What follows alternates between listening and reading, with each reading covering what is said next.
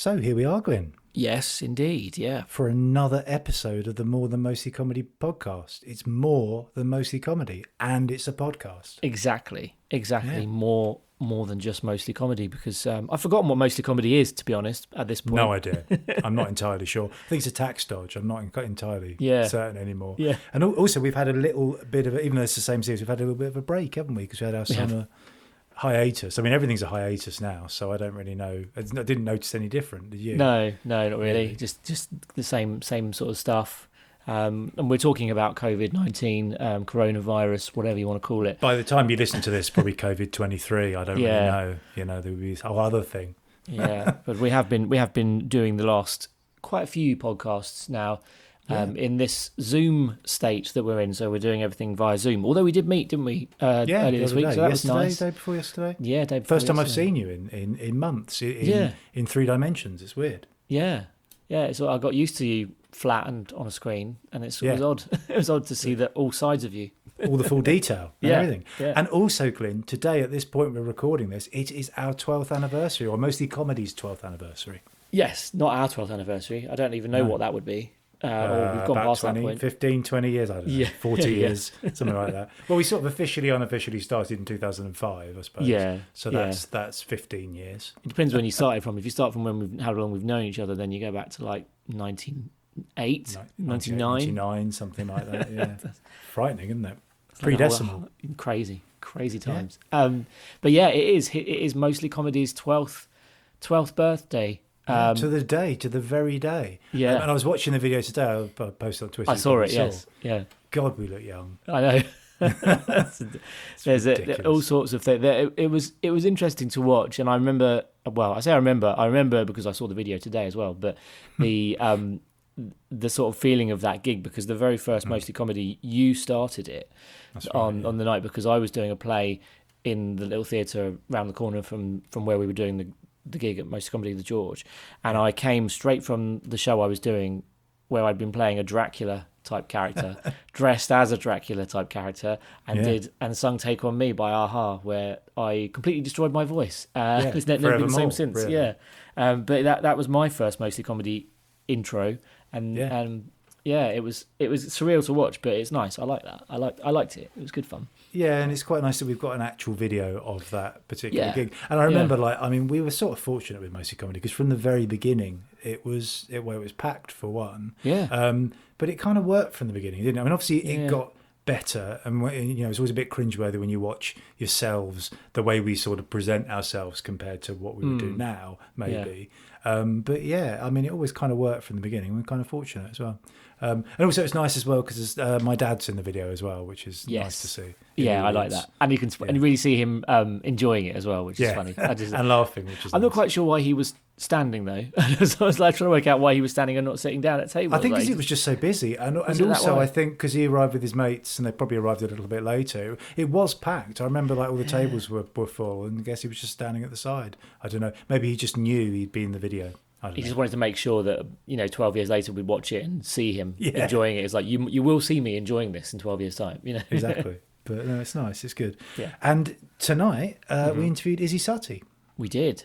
Yeah. Which was really. I mean, we say this about all of them, but it was a really nice chat. And also because we've only actually met her once before, because she's only played Mostly once for various reasons, and quite a long time ago as well, like 2016. So quite a few years ago now. So and she was due to play one of the gigs in the autumn, but then obviously this year, obviously none of that happened because we're still unable to do gigs, basically, strictly speaking. But yeah, it was another lovely chat, and she's done a heck of a lot of stuff. When you look at her CV and IMDb and stuff, and it was interesting as well to note that, because she talks about it obviously briefly. Well, not obviously briefly, but she talks about it. Peep Show. She was starting that in 2008, so that's when Mostly Comedy started. In fact, wow, yeah, which is quite weird to think, really. Yeah. And that's when we were doing the balloon debate and stuff, which we talk about. But that's when she went into that, and she sort of said, it's one of her sort of earlier TV things. What have we done in that time, Glyn? What have we done? Well, this is it. Well, I sung "Take on Me" dressed as a Dracula, and from that point, that's where I hit that's my high point, I think. You say sung. Not really sung. Yeah, well, no, it wasn't shouted. really. And you say high point. both literally and metaphorically. No. It wasn't really that high. It wasn't. It was a high No, song. You're right. Yeah, which I didn't ever in all do I. Yeah. No. Yeah. But anyway, let's sit back and listen to the interview with Isy Suttie, which we recorded tonight. Welcome, Izzy. Welcome to the More Than Mostly Comedy podcast. Yeah. Thank good to be you. with Happy us. birthday. Thank you. 12 years. I actually got a mini roll and put a candle in it. Oh, that's amazing. But I can't find a lighter because I smoke about maybe 3 cigarettes a year. Okay. And I don't go out anymore because of COVID. So I don't need a lighter. But it's Thought so. here. Could you put it in like a jiffy bag and send it to us? Yes. Brilliant. I'll send you half each. that'd be lovely. Half the candle. Yeah, that'd be lovely. And then one of us can light it, and the other one will have to sort of cut it down a bit just to get some sort of wick. yeah, Yeah. we can do that. Perfect. We can do Perfect. Yeah, I suppose you can do that with candles, like when you cut a worm in half and it still lives. Yeah. The two halves live. Yeah, they do. Does it? Yeah. Does the string go all the way through a candle? Is that how they? That's yeah, a it must really do, good mustn't it? Because they question. burn down, don't they? I think they do because you don't you sort of dip What is you dip the wick. I think you dip it into the course, wax yeah. and then the wax solidifies. Yeah, but on a birthday candle like that, the kind of little tiny. I don't Yeah, know. they're not You really don't high end. You don't expect to use them again and again. But I was No, thinking no. actually the other day that you should only, as a parent, need to buy one set of birthday candles and use. It was bad for the environment to throw them away. So I am actually going to. So I'll let you know in 20 years Yeah, if brilliant. it goes It's all the still way there. down. Will you should. like have an extra one each time so you don't have one candle that's slightly lower than the rest, or will you? No, I think I'm just going to. And if they complain, I'll just say, "Why do you hate the environment?" Yeah, this is the biggest, Yeah. best excuse ever. Yeah, blame them for it, really. Yeah. I was going to ask, 'cause you grew up in Matlock, I believe. Yeah. I was going to ask, what was the point when the Heights of Abraham sort of lost its luster? Have you been on it a lot, or did? Has it lost its luster, first of all? I mean, I still, when I'm feeling, especially in lockdown, when I was feeling like really, weird, like most of us were, I often Google image Matlock and Matlock Bath because I didn't really appreciate the beauty of the Peak District when I lived there. I was just like, it hasn't got a cinema. Oh, it's so boring. And now I'm like, oh my God, it was really beautiful. And actually, I was looking at some of the pictures of the Heights of Abraham and the cable cars the other day, which if anyone doesn't know what they are, they're like ski lifts, aren't they? Yeah. Of cliffs and fields and things and cows. And it's Quite pretty high weird. as well, from what I remember. It's pretty. I mean, I was a kid when I went on it, but Yeah, it so me seemed- too. Yeah. Yeah. Yeah. So why do you think it's lost its luster? Did you go on it when you were a kid and then you went on it as an adult and were like, why did I think this was good? It's Yeah, shit. well, no, it's more if I wondered if it because you come from there. Did you just? Oh, sort do you of go on it take it so for many granted? Yeah, or do you just Yeah. go? Oh, it's just here. I don't really think about it. Yes, when we lived in the congestion zone, we got a 90% discount when we lived in Elephant and Castle in Right. centre of London. So it'd be good if you got a 90% discount for the cable cars, then went on them to school, and then This we're like, is it, we're just yeah. on the cable cars. It's not a big deal. Yeah, the commute. No, I feel like I didn't go on them enough to feel that they'd lost their luster. It was we only ever went on them if people came to stay with us, like our cousins or visitors, and like you definitely took people on the cable cars. And then there was a little thing called Gulliver's Kingdom, a bit like Alton Towers, but not quite as good. Yes. I yes. think I went to that. Yeah. It Did sounds you? familiar, Yeah, it's kind of at the end of the cable cars. Right. Yeah. And all the people who operated the rides were from schools. They'd give us like free goes, and it was quite easy to climb over the wall. I probably shouldn't say that because I hope they've fortified security now. But it was quite easy to climb over the wall, as I remember. So when I was a little bit older and a little bit naughtier, we used to kind of sometimes climb over the wall and drink cider next to the roller coaster, then climb back out again. I remember thinking about cable cars. When I went to Allen Bay in the Isle of Wight when I was a kid, and there was like a ski love lift. Allen Bay. It's amazing, Yeah. isn't it? And also, like, Yeah. it's still. I mean, where does all that sand come from? It's like, well, I know where it comes from, but you know what I mean. It's still in the stripes. It's Still in the. I Do you think know, they run I know. out, or the little like things you get, the little Endless. I know. Yeah, you buy those things. Is that where in the gift shop you can buy Yes. like different shaped things and then you fill them with different coloured sand? That's right. Yeah, Yeah, I had yeah, one that was like like a a- yeah. bell or something. But Yeah, But yeah, yeah. I but remember doing that. I went on there with my dad, and I remember we didn't pull the thing down. So it was only like about halfway up we realised that we're on this even ski lift over the cliffs with no security, which is crazy. So Yeah, you see, that probably wouldn't. Like, how long ago was that? oh, that was like 25 years ago, something I like know. that. God, yeah. Like, You I just remember wouldn't- going. I went skiing in Bulgaria when I was probably about 10, and my sister was 6. And firstly, my mum made us ski suits out of 70s duvets, which she sprayed with some kind of waterproof spray. She was like, I'm not spending money on ski suits. We've never been skiing before as a family. We'll probably never go again. It'll be a disaster. So she made us these ski suits, and we looked like such twats, and everyone else had really nice ski suits. But it was so cool, and I've always really loved skiing since then. But I remember going on the cable car of ski lifts then in Bulgaria, and this was probably if I was 10, it was 1988, and we didn't pull the things down either. And I remember like going over the little, every few meters you've got a kind of tiny little bump, haven't you? I guess where it goes over the pole that's holding up the string. And I was like, don't really think if it's the right thing to do to leave the thing up. But I don't think there's many places now that wouldn't go, no, you've got to put the thing down. Yeah, it's just like a park bench on a wire or something, and it's just like getting on a park bench, it's just being lifted up by a really giant wire.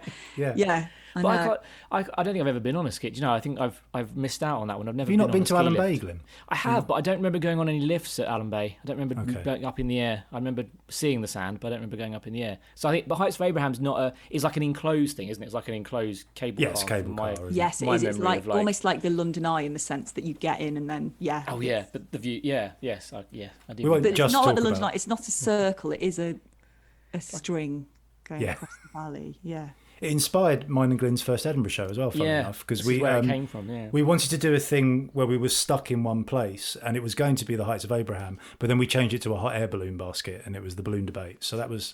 That's pretty cool. We suddenly realised that the Heights of Abraham, you'd be limited to what you could talk about just in the one place. We're like, well, at least we can move a bit further away if we go on a hot air balloon. And it's much easier to fake a basket as well than the Heights of Abraham is actually a hot air balloon on a string, as opposed to kind of is without the balloon. It's like, without the balloon, without the fire. Without the a lot less fire, with less wicker, I imagine. We were going to talk about the Heights of Abraham for the whole thing, so hopefully that's this is the Heights of Abraham podcast. Yeah. By the way, do go and visit the Heights of Abraham. It is amazing. I suppose it's not open at the moment, is it? But no. One day. Because I was one of those things. I thought, I wonder if that's still open. And then every so often, you go up like on the motorway services. There's always flyers for it. So you're like, it's still there. It's still there. Yeah. When you were growing up in Matlock, did you sort of know you wanted to perform quite early? And if so, was there an outlet for it there? Was that what did you do? Yeah, it was actually a really creative place to grow up. There's quite a lot of sort of bands there, and lots of hippies and stuff. Lots of sitting around campfires and people singing songs a cappella and stuff. And the school I went to was. I think now it's called a performing arts school. It's the normal bog standard comprehensive, but I think there's a big focus on the arts. So I was really lucky actually to be in Matlock. And I did always want to perform in some sense. I didn't quite know in what way, I don't think. I used to write songs from quite a young age, from about 10 or 11 when I stopped playing the guitar. Right. And then I thought I wanted to be in bands, and I was in bands for a while. I was in lots of bands where we got like pint glasses thrown at us, and bands where we played a bit nicer gigs than that. I was in a prog rock band. We played at the Pavilion in Matlock Bath, and we were so kind of all our songs were like a minimum of 8 minutes long, and we used to project what we thought were really kind of hard hitting images behind us of like pylons and stuff like that. And do you think it read, or was it just like, why are they doing that? Do you know what? I think it read so well. They were just stunned into silence and they couldn't clap. No, they were the two other guys in the prog rock band were amazing musicians. I think we just did a few too many Pink Floyd covers that were like pretty long.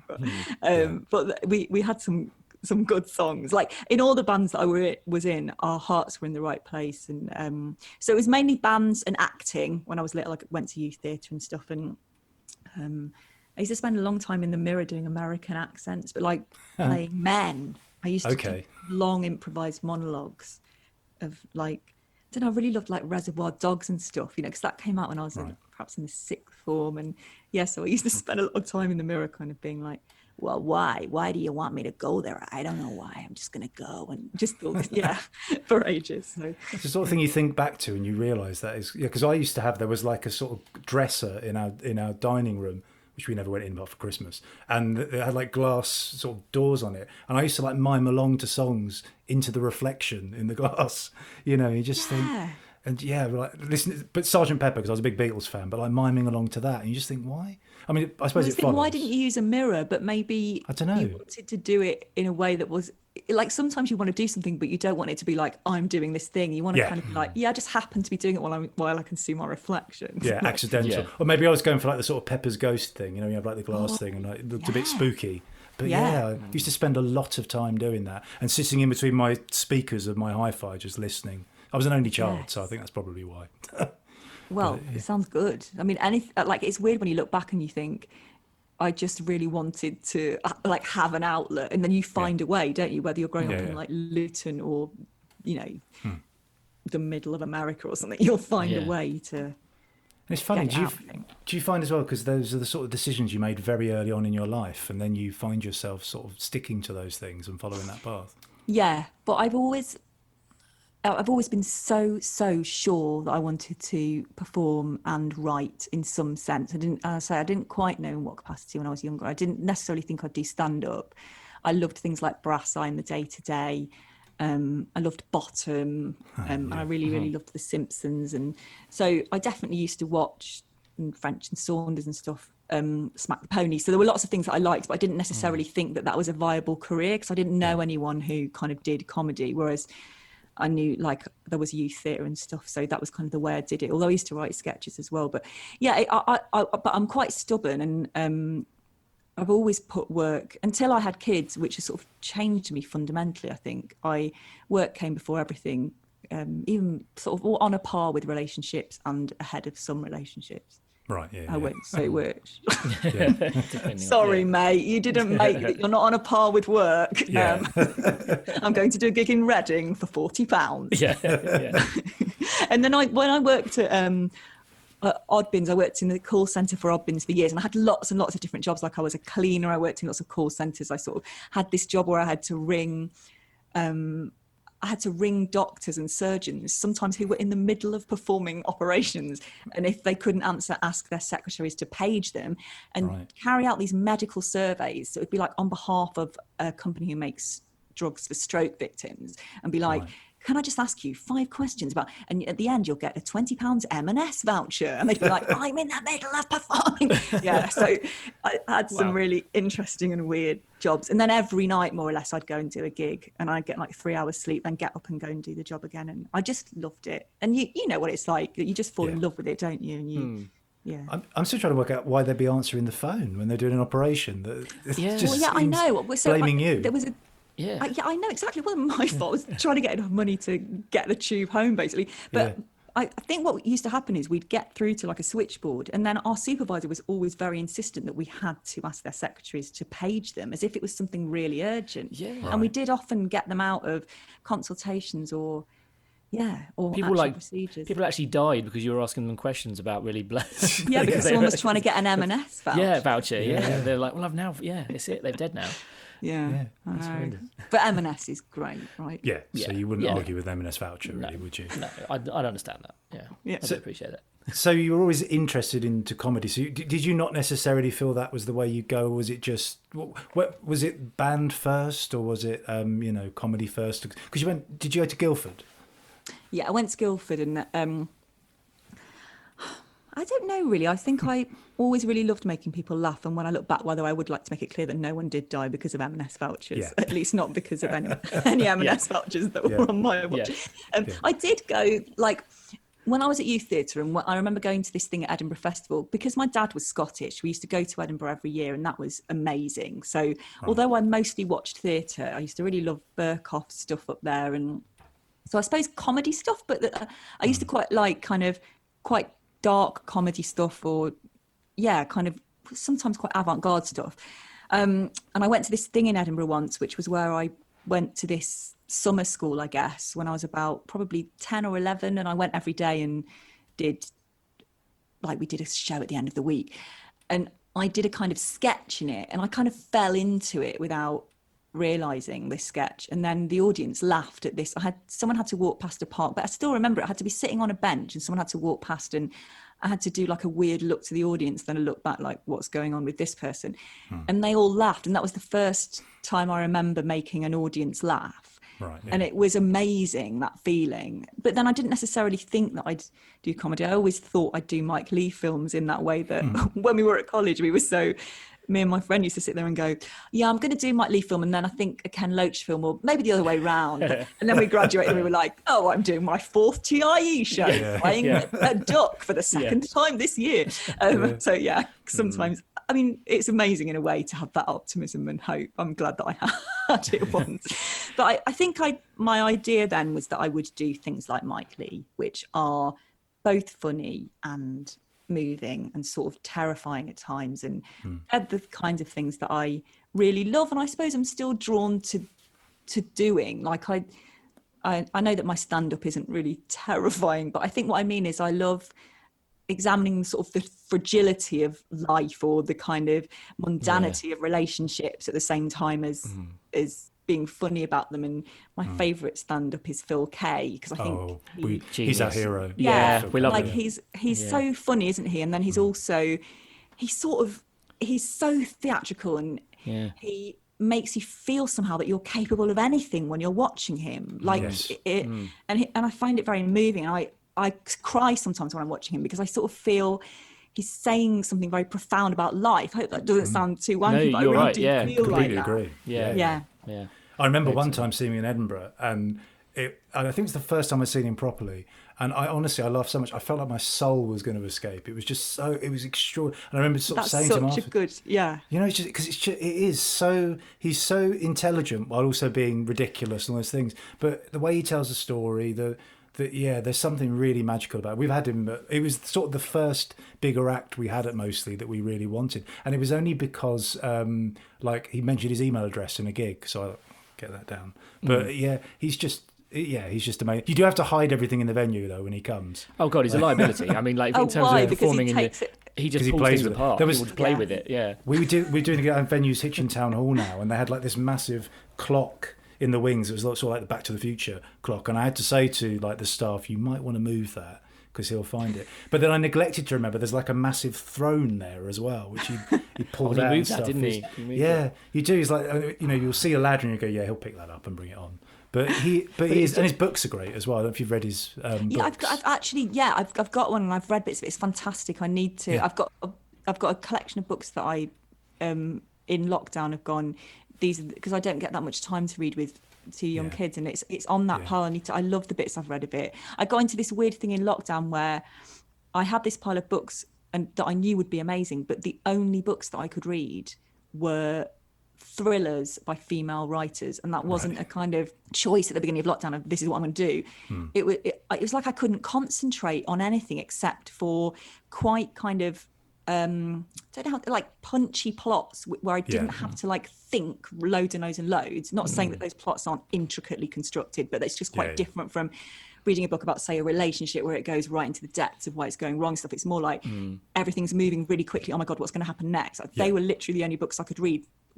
I couldn't read books by anyone I knew. It was really weird. And so I've discovered some amazing writers of books of a genre that I actually hadn't really had much experience of reading. Just for whatever reason, I've always been drawn to, I suppose, I love Ian McEwan and I love things like Phil Kay. I love books by people, comics and funny books and stuff. So it's have you read much Robert Harris books? No. He's brilliant. I'm sure if you like that sort of thing, because it's exactly that, like real sort of thriller but just drags you along with it. There's a really good one, Archangel it's called, and it's about Stalin and about Stalin's son that you don't realise is still alive. And but really, all of his stuff's great. Brilliant. He's the guy who wrote Enigma and stuff as well. But yeah, he's really, really good.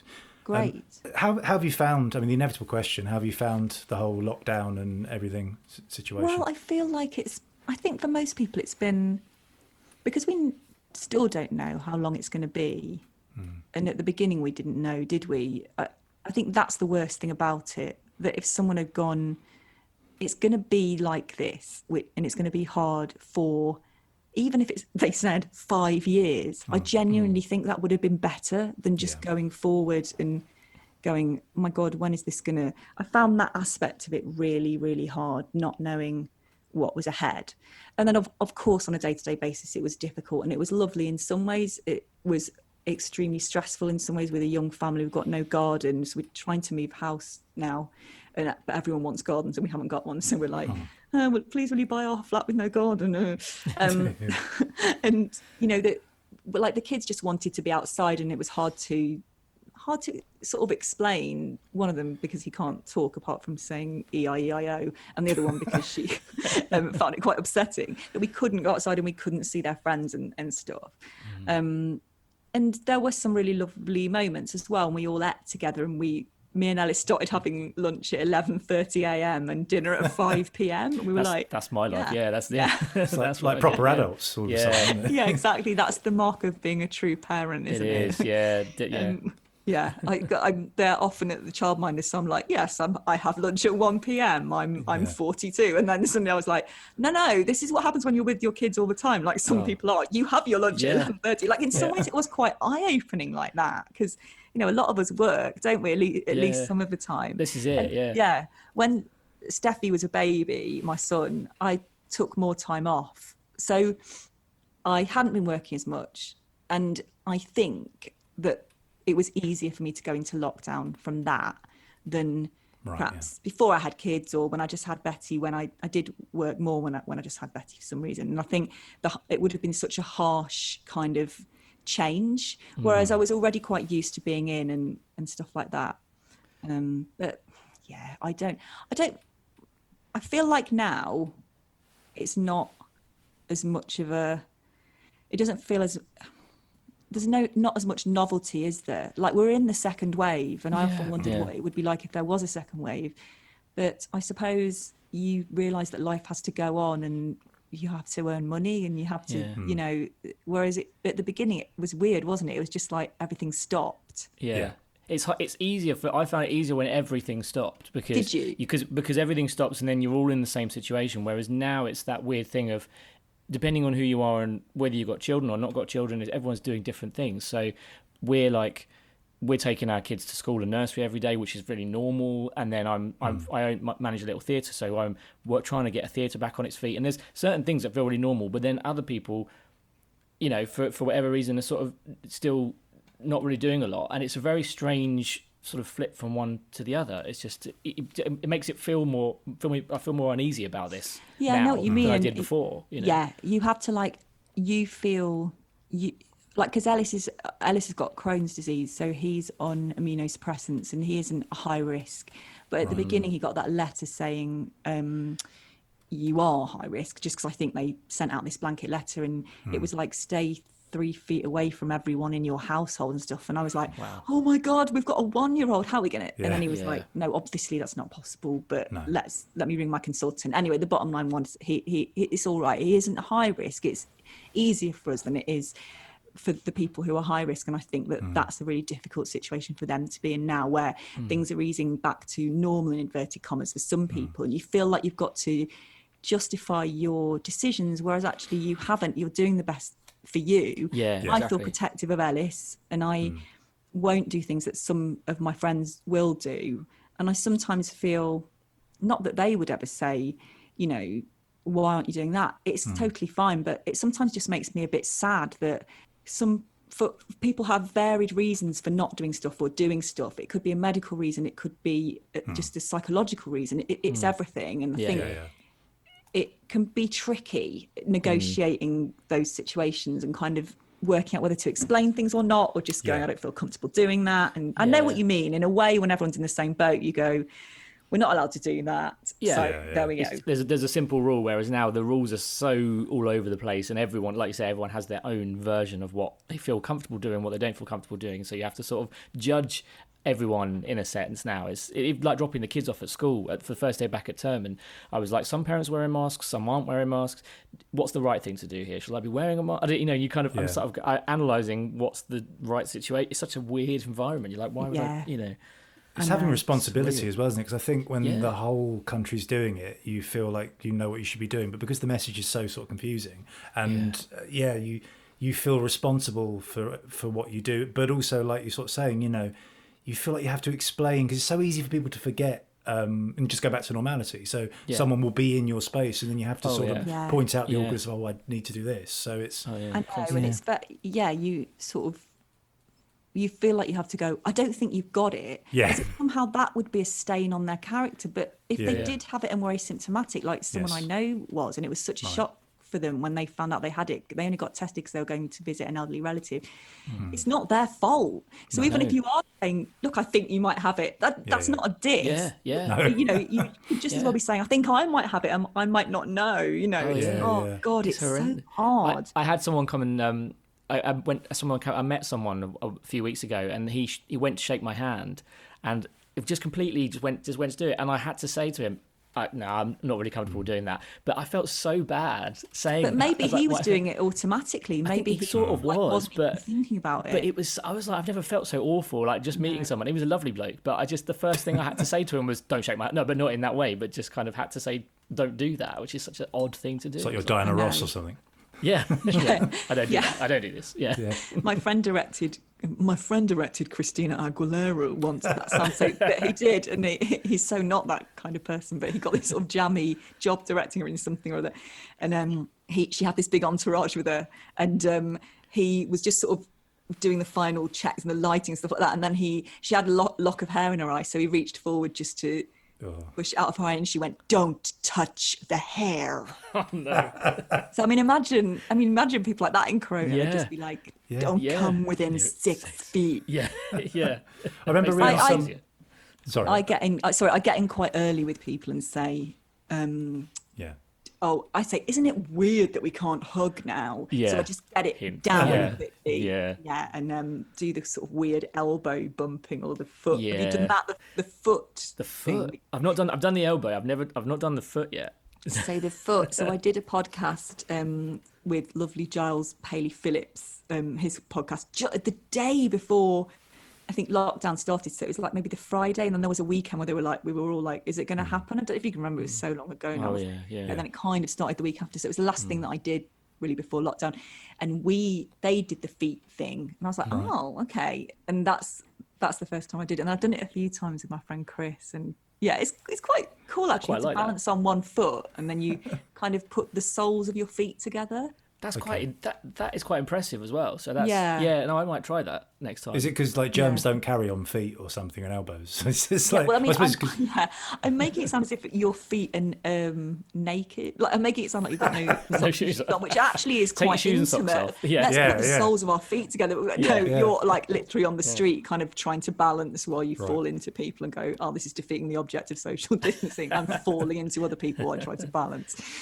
I might practice that with my kids, though. I think my kids would love that. Just the novelty. Speaking of Christina Aguilera as well, I remember reading somewhere, I think it's Seal, the singer Seal, he doesn't do a handshake, he just do hugs, apparently. You get a hug from Seal. But not anymore, but apparently, that's what he does. What does he do now? Yeah.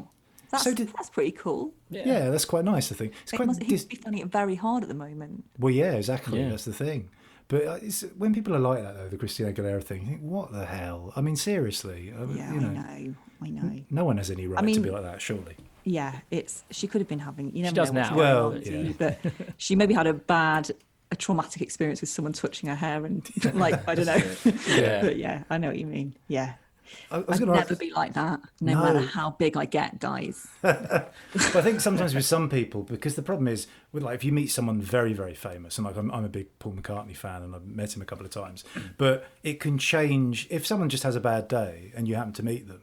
That can change your perception of them forever. So, and I guess you have that to a degree as well, where people, if you're not always going to be on, you're not always going to be feeling up for it. But obviously, that's the story that people remember. And that's people, the hard thing. Yeah, I remember two things that I still feel weird about. One is that when my dad was very ill before he died, I was coming back from Derby, where he was in hospital, back to London, and I had a phone conversation with a friend about it, probably a long time, maybe 45 minutes. And then when I got to London, I got off, and the guy who'd been sitting behind me was like, "Oh, hi, Izzy, I really like your work," or whatever.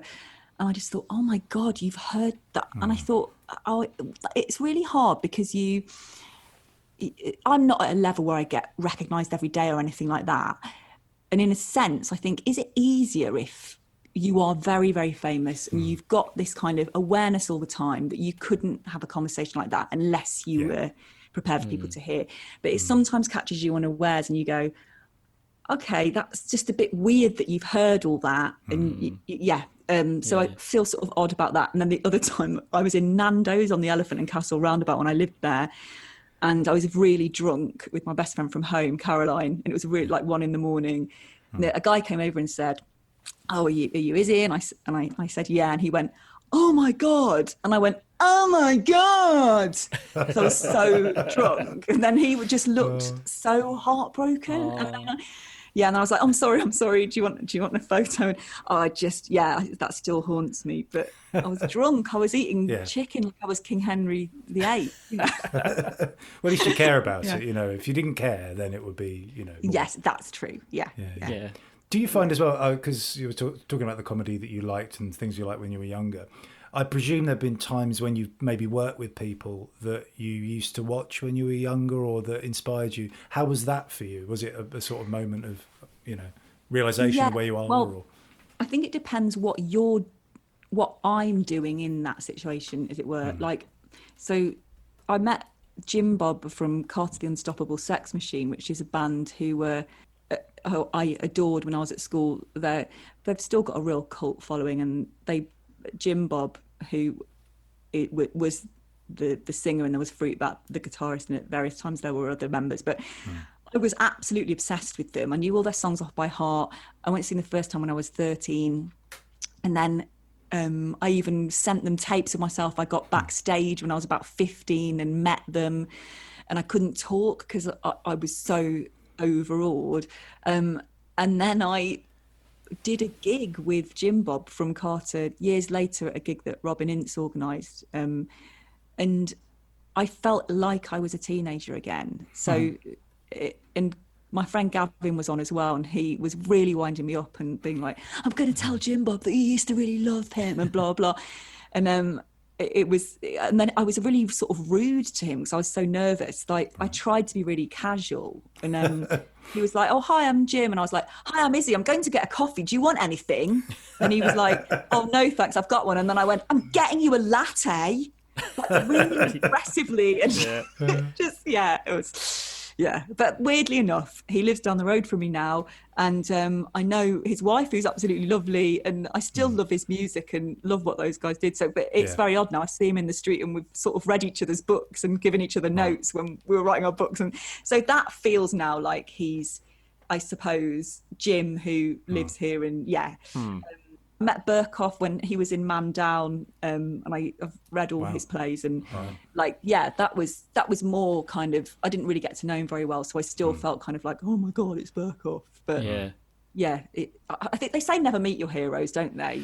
I think Jim Bob is the exception. He's absolutely lovely, but I can see why. What was it like when you met Paul McCartney? Was it like very sort of daunting initially, because like he's the reason I learned to play guitar, and obviously because he's just, you know, one of those people, you know, it's so iconic and you're so familiar from so many different bits of footage.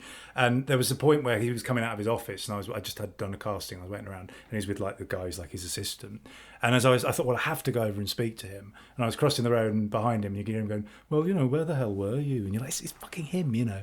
And he was really nice, and I'm glad he was, because I don't know how I would have dealt with that. But you're so conscious as you do it. You know, he's spent his whole life, you know, since he was like early 20s in that situation. You know, he and then wouldn't have had a conversation about a dying parent on the train. Exactly. Yeah, he's learnt. Yeah, exactly. But yeah, you just sort of and no, he was nice, and but yeah, it's and to be fair, like with mostly comedy as well, actually, because it sort of became like a thing where we were like the kid inside. You just start booking all the people, like Phil Kay being the first sort of one. Yeah. But we had Paul Daniels, for example, Paul Daniels and Debbie McGee. That's the one. That's one that always sticks in my head for like just the sheer fact of the guy turned up. Paul Daniels turned up with Debbie McGee, which was kind of like, there's the two of them together, and it was. The nice thing was that we had so much time because we interviewed them for a podcast, so we had all that time to get to know them. Because I think a lot of the time when you meet people that you really like, it's so brief that you feel like I didn't put over myself. Like you say, that angry thing, you feel like you've just been like quite abrupt and nothing else. And that there's because when you're running a gig, you're like, you basically start by saying, "Stand over there." You know, you come on from there, and you're like, "What the fuck?" But so it was really nice doing the podcast with them because I felt like we actually put across our personalities and the fact that we love them as well, but in a nice, not scary, kind of stalkery way. I think when you've got that short time with people, what it comes down to is you want them to want to be your friend, basically, and to think you're really cool. And it can't really happen. That's No. the horrible truth. No. Yeah. At best, they'll go, they were all right. They were Yeah. nice. Yeah. You know, they're Yeah. not going to be like, let's be pen pals. Yeah. Yeah. Yeah. So that can be really hard to swallow. So I think that's kind of why people say never meet your heroes, because it's like it's never going to live up to the imagined No. encounter. Yeah. But yeah, I think that is definitely what I was doing with Jim Bob. I was sort of kind of being like, oh, you do that thing where you're like, well, they're not going to like me anyway, so I'll just be like, I'm getting you a latte, and then I won't have risked anything. It's so weird. And the thing with Paul Daniels was great. I mean, because I remember like walking down to the venue that day and thinking, I'm just going to enjoy today, because it was like again, like for me in particular, and also for Glyn, but I wanted to be a magician before I wanted to do anything else really. So the idea that this guy that used to watch on the telly, that he's sort of stepping through into reality, and there was a point in the evening where he asked me to set his props for him, and it's like, this is so weird. And he did a trick just for us as well, which was just amazing. backstage, didn't he? A little magic trick. Wow. Yeah.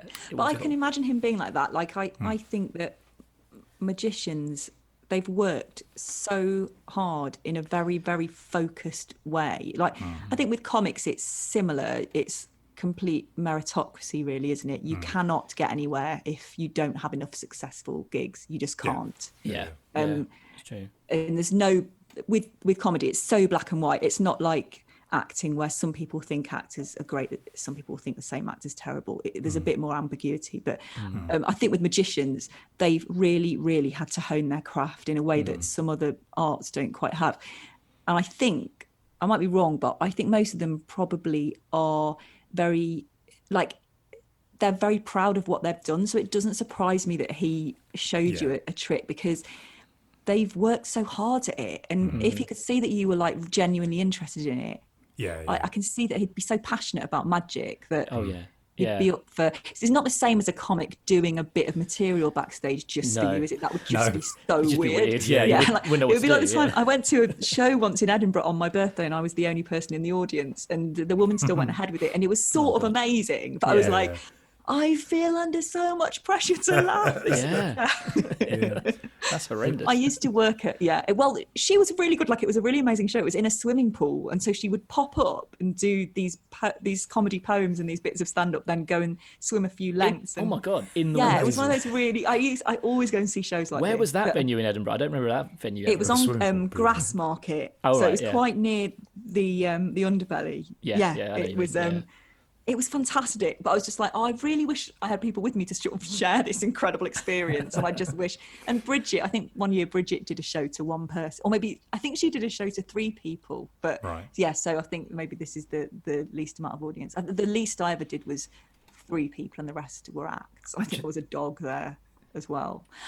I met Chris Tarrant when I used to work behind the bar at the Cambridge Theatre when I first graduated.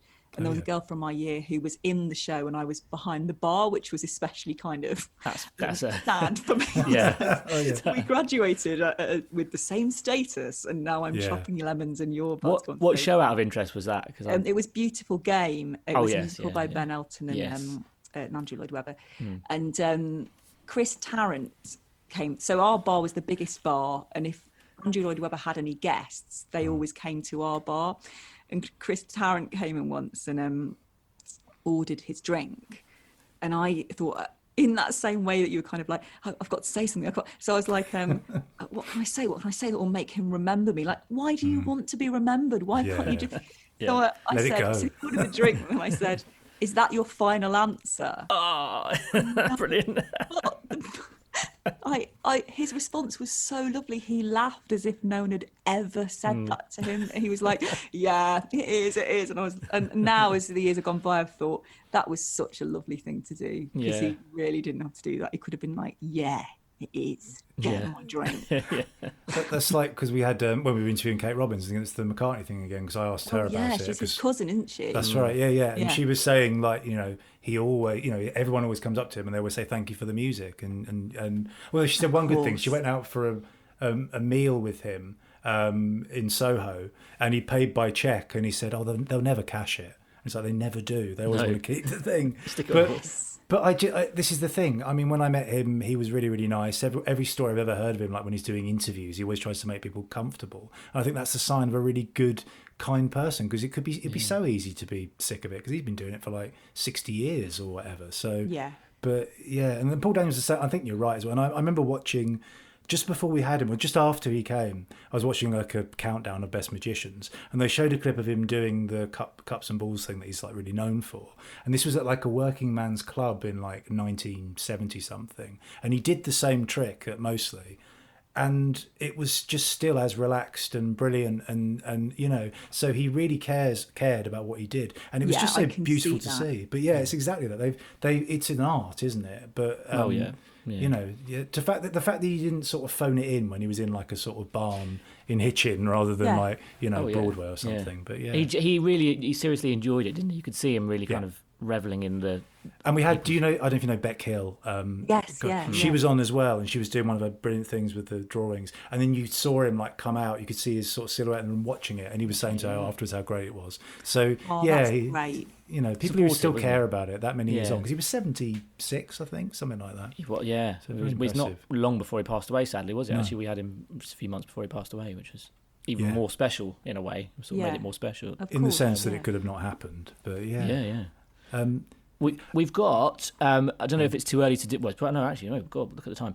We've got got a couple of questions on there. I talked about the cable cars for about 20 minutes. That was the best bit. That's the bit we're going to use. We'll try and get some money from Heights of Abraham. It's fine. We'll try and make some money out of that. Yes, you should definitely. Yeah. Question. Right. What made you want to write your book? There's a question from Richard Anthony Morris. Well, Richard, I had always thought about writing a book, but I didn't know what it would be.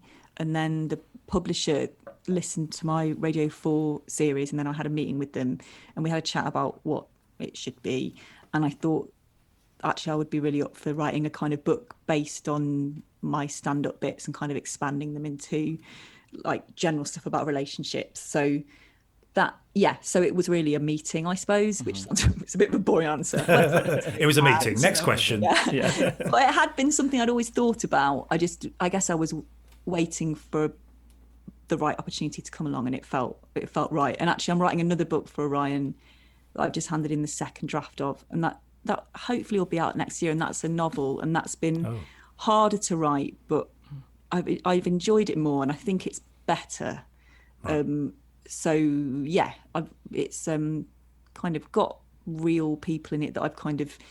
Well, it's got, I think whenever you write anything, you're kind of basing it on real life in a way, aren't you? Or people you've met and stuff. So there are bits that people might go, I used to know someone like that in Matlock. Could it be them? But it is fiction. So, yes, that should be out next year. Do you think writing the first one as a sort of semi-autobiography thing, that enabled you to feel you could write a novel? Because obviously it's such a different thing. Yeah, maybe. I suppose it's a bit like an Edinburgh show. Like, you do the first one, you go, or even like doing a 20-minute set as opposed to a 10-minute one when you start out as a stand-up. You can't believe you'll ever do 20 minutes, and you do it, and then you think, can I do half an hour? Then you do that, and 10 minutes then seems really short. So I think, yes, in that sense, I suppose I had the more confidence to write a novel, because I was like, I have written a book that was X pages long, and at times with writing the first book I really wanted it to be a novel, because I thought actually it would be better if this happened, but because this is true, I can't add in a fictional character, and I can't. So in some ways I felt quite a bit restrained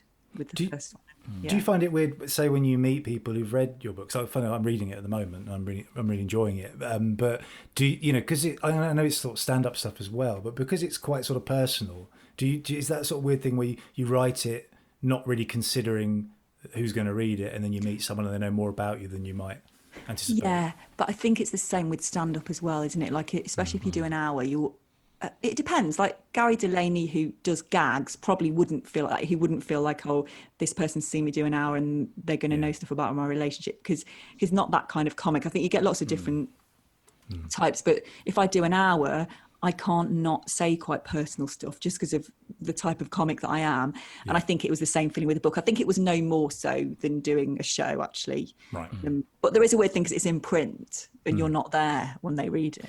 Yeah. I suppose at a show, you're there with them. So it's an odd feeling printed, and you go, well, you know how you did it and what context it was in and everything else, whereas they're reading it and they have their own at any time as well. It's strange. Yeah. And radio for that reason is different, I think, because you create it and then you kind of let it go. And I think with a book, there's a very much a feeling of letting it go. And then you can't tinker with it, which we're used to doing. So you can't go, oh, actually, even in an Edinburgh run, I'll be making tiny changes even in the 30th show.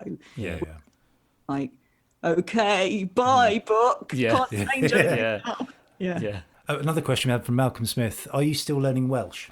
He wrote that in Welsh earlier as well. I know. Yes, Oh, was that what I it was? saw that. He's actually written that Yeah. twice, I which thought you translated it in your head. I was like, no, yeah, that'd be genius. Yeah, that was if me. I had- Yeah. I Google translated that earlier just to work it out, and I was like, oh, that's what he means.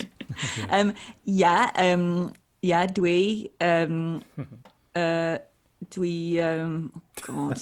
You see, what happened was when I first met Ellis, I started with gusto because we were sort of wooing each other.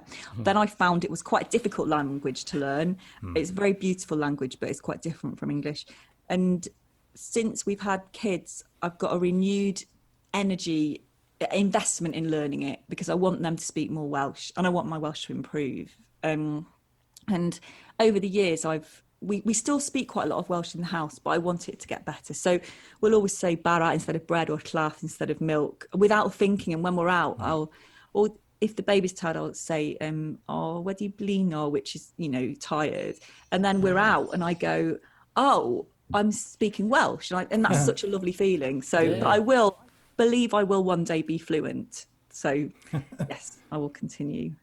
It's quite a pretty language, isn't it, as well? Yeah, it is. And also, I think learning any language when you're a bit older is so good for your brain. And I know all of us, for various reasons, haven't got a lot of spare time, but I think it is good. And there's a very good app called Say Something in Welsh, which doesn't do it by rote. So you're sort of not going S-E-S, I went, you went. It just quickly makes you learn really good phrases. So there's one my wife uses. She's in here, so she might say, which is very good. An app she uses every day, and she's like been learning German every day for like a year or something. But it's weird because it like sounds like it's looking at us because she's a photographer, and one of them said something like, what was it? He likes to sing songs and she likes to take photographs. You're like, are they watching us? And there was something like, and there's one today. The actor doesn't have any money, which I thought, that's appropriate. That's like an episode of Black Mirror. Yeah, exactly. Yeah. Duolingo, I can't even say it. Ironically, Duolingo is what it is. Yes. This is why I can't learn languages. But yeah, it's really weird. It's like, are they just watching us? It's like Alexa gone mad. But God, yeah, that it will be like that in years to come. It's kind of terrifying, isn't it? Because we've got them all around the house, and you just sort of take it as read, but it is quite sinister. And I don't know, but it is a bit frightening. But it's when they pick up. It's when your 3-year-old they start to understand. My 3-year-old now they understand what he says, and I'm like, oh, for goodness' sake, like he doesn't even say Alexa properly yet. He still understands. Still understands it. It's like, there was one when my dad was quite ill, and he was in this house, and we set up Alexa and stuff to try and make him use the radio and stuff, and just because he was sort of not really engaging anymore. But he was getting really angry with it when there was a friend around, saying, "Oh, it just doesn't work. It doesn't fucking work at all, Melissa." It's just, Yeah, it's a very odd name. It shouldn't be a name that doesn't sound like a name. It shouldn't be a name that sounds like it could be Melissa or Laura or something. I think it should just be like Robot or something. Because they had to brand it, of course it had to have. But to be fair, I had stuck the word Alexa on the front of his like hospital table in front of him there we go. in Sharpie. So what can you do? But we probably should let you go. So I did want to ask you about Peep Show and lots of other things, but I don't want to keep you here for too long. Peep Show was great. Peep Show was great. They're all really lovely. Yeah. One quick thing to ask: was it weird? Was it weird? Was it hard going into something that was very well established? And also, once you'd come out of it, or once it finished, was it unusual going back to like filming things in a normal process rather than doing it the way you were doing it? It was hard and easy going into something that was established. It was easy in the sense that it was exciting to know that the tone of it was established and that it was already successful, and that you weren't doing a pilot and wondering A, if it would ever go to series, and B, if you'd stay in it or get recast if it went to series, which you don't ever know, do you? But it was hard in the sense that I felt a lot of pressure, and I hadn't really done very much telly beforehand. I didn't know what a lot of technical terms were to do with filming, and I felt like very kind of green around the gills. So I think I was very, very quiet for the first series that I was in, and kind of kept my head down, didn't really chat. And then as the series went on, I thought, oh, it's okay, they haven't sacked me, okay.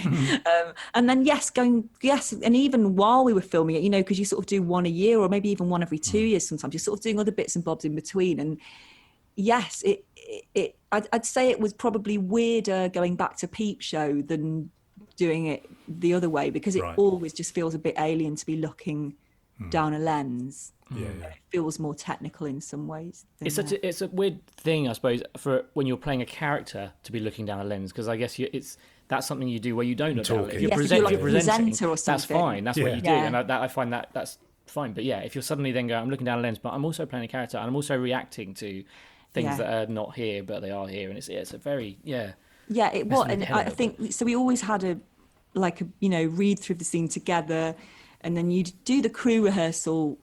I seem to remember you do a crew rehearsal with each other, so you kind of get to do it twice, or you block it with each other, so you get to do it twice, and then one of you would be replaced with the camera. But I'd always try and remember as much as I could of what David had done in those couple of rehearsals, so that I could sort of react off the camera as if it was him. So it was always very important to have those couple of reads with the actual actor. So you couldn't, when you were actually doing it to the camera, then you couldn't see them at all. Then you were literally looking. No, down. Because if they'd been in your eye line, it would have been really odd, I think. Yeah. I mean, you could hear them, of course, because they'd read in their lines, but they were often in the room next door, kind of shouting their lines. Yeah, and then the monologues always, the internal monologues for him. Often they have to just get so much footage of you to cover. So you just find yourself kind of nodding at the camera for ages, because they just need footage so that he can be looking at you while he's talking. It was such a brilliant show. And would they read those out as well? So would you hear his internal monologues? The timing. The timing. So you kind of hear them, know. but not react, but also react, but not react to what he's thinking, because you can't hear. It's a really kind of you can't react because you can't hear, because your character can't hear it. Yeah, but you want to vary what you're doing, because you don't want it just to be 15 seconds of you nodding, because that feels like that wouldn't be very interesting to watch. So in that sense, it is a very technical show. I think we're thinking, I think what's so great about it is, like, because initially when it started, you were sort of more aware of the device, but then as it goes on, you sort of forget about it. But that shows how well it's done. Like the people walking past, maybe being the perspective. It is. I think it's such a great sitcom. I think it's one of the best, more modern day sitcoms, I think, for a long time. So yeah, it was great that you were such a big part of it. It must have been great to do and to look back on. I imagine. Definitely is. From the heights of Abraham to there.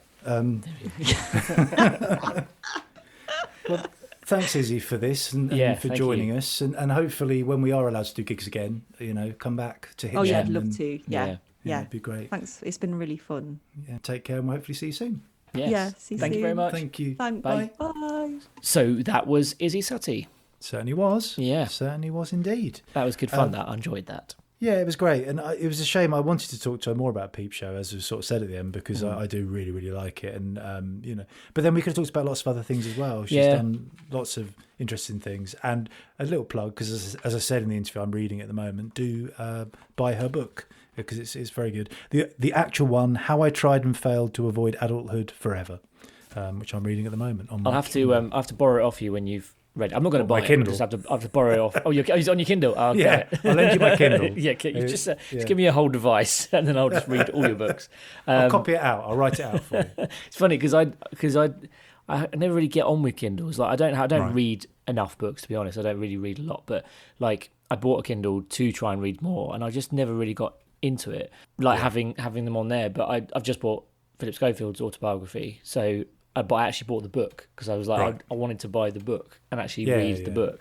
And I don't know, I feel like that's probably the only way I'm going to read now. Is read actual books. I'm not very good at Well, I sort of felt the same, but funnily enough, I got it at the beginning of lockdown, and I've just read so much compared to what I would normally do. Yeah. Like I don't even know how many books I've read since then, but which is very rare for me. And I sort of held off having them for a while, but it's good. It's handy, and it's nice. It's better than having a hardback, I find. True, hardbacks are a bit of a pain. Yeah, I have to say, Is the Philip Schofield one a hardback? It is, yeah. It is slightly annoying to read in bed especially when you fall asleep and it lands on your face. It's quite heavy.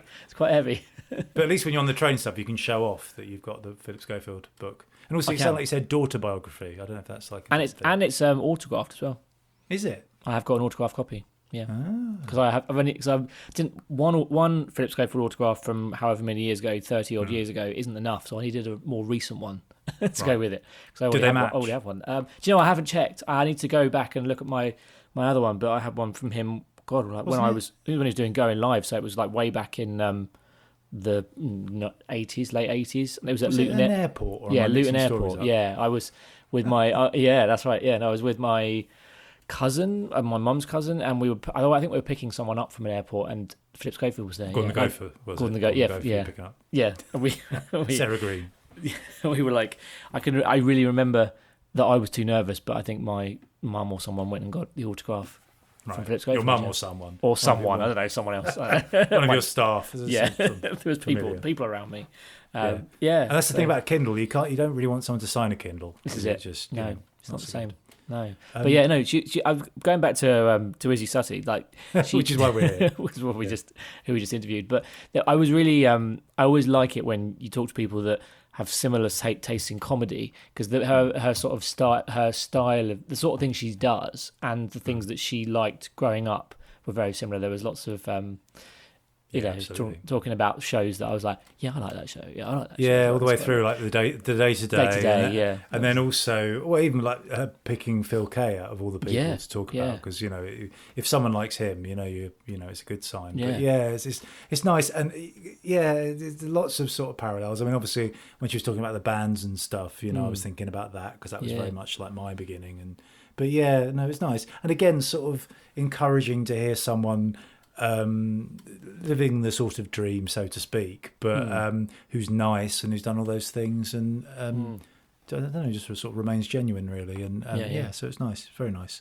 We've got, if you haven't heard them before, we've got plenty of other episodes available in all the places where you listen to your podcasts. Yes. We have the various ones we've recorded in lockdown with people like Rory Bremner, Bobby Davro, Jan Ravens, Josh Widdicombe, Mark Morris of Blue Tones, all these people. And also the older ones with Phil Jupitus, Richard Herring, a couple of them, Sean Hughes, Paul Daniels, as we mentioned tonight. Yeah. Yeah, there's that was nice as well. I was going to say it was nice how she connected with what we were talking about Paul Daniels and about the idea of, him caring about what he does and her understanding. Yeah, it's so true, isn't it? Yeah. It was definitely obvious that night. And I think because he sort of picked up fairly early on in our chat that we were genuinely fans and that we liked the same sort of things. I remember us connecting over Bruce Forsyth as well. Talking about doing Strictly and stuff. I think it's the only time I've ever met someone that I vaguely, or not say vaguely, I know I like a lot, but in terms of I'm a fan of, that I've actually ever said I'm a fan. Like we both kind of said at the beginning of the interview with him, we're fans. I don't think I've ever admitted that to someone I've met. I thought, because we were saying it with Izzy, like you're not normally, you don't have long enough with someone like you with Paul McCartney, so that you're not going to really express that probably other than just say nice to meet you or hi, hello or something really brief, but to actually get to say we're fans, and then we'll talk about how you really into magic growing up, how we had the magic sets, all the things, but then sort of justify it but not sound like just a crazy kind of I really like you, but actually kind of talk in a nice, but it was like it was the whole evening, like you were saying. There was plenty of time to sort of have detail of conversation, which you don't normally get if you're not recording a podcast and if you're not meeting them in that sort of scenario. It was great, and that's what's been really good about these podcasts as well, because we've just had the chance to have proper conversations with people again, but in a more relaxed environment rather than when we're doing a gig, which is always a bit more frenetic. Exactly. But yeah, do listen to the other episodes, and we've got some more coming up. We're recording one with Lucy Porter, for example, and then Ruth Miller in the coming weeks, so they'll be available too, and hopefully eventually we'll be able to do shows again sometime in the not too distant future. Yes. So check out everything. I mean, everything, you can find everything mostly comedy related at mostlycomedy.co.uk. So that's the simplest way of finding our stuff, or obviously on Twitter if you follow at Doggett Ephgrave, or Instagram is mostly comedy or mostly _comedy is Instagram, isn't it? And and Facebook is Doggett and Ephgrave. So yeah, all those things. And my mobile number is But do check it out. Do keep supporting the club. And I mean, I'm impressed that it's still going 12 years on. That's not something we ever really considered. Nope. And when you look at the journey from that first night to the people who have played the club, which is a ridiculously long list of many of the best people in comedy. It's just a bit insane, really. Yeah. And yeah, I mean, he's hoping it goes on for maybe another 12 years. I don't know. When do we pass it on to your kids and stuff? Depends what it's worth by then. Yeah. I don't think they'll want it. No, probably not. But yeah, thanks for joining us for this episode, and hopefully we'll have you back with us, ears and brain and all the rest of it, soon. Yes. See you soon. Bye.